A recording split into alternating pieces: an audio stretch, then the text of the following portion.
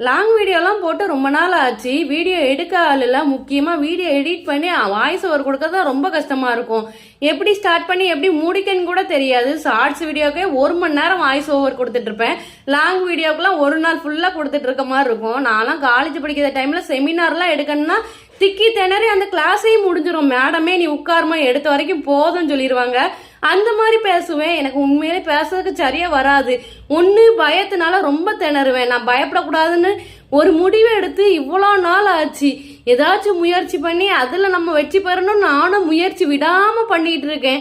இப்போ தான் யூடியூப்ல என்னோட வாய்ஸ் எனக்கே பிடிச்சிருக்கு. டெய்லி வீடியோ போடுறத நானே உட்காந்து கேட்க எனக்கே ரொம்ப பிடிச்சிருக்கு. முன்னெல்லாம் சொல்லுவாங்க உன் வீடியோல அந்த அளவில் நல்லா இல்லை அப்படின்னு சொல்லுவாங்க. சொல்றவங்க முன்னாடி கண்டிப்பா நம்ம வீடியோ நல்லா இருக்குன்னு அவங்களே சொல்ற அளவுல இருக்கணும்னு நான் டெய்லியும் கண்டினியூ பண்ணுவேன். வாய்ஸ் ஓவர் கொடுக்க ரொம்ப கஷ்டப்பட்டு தான் கொடுப்பேன்.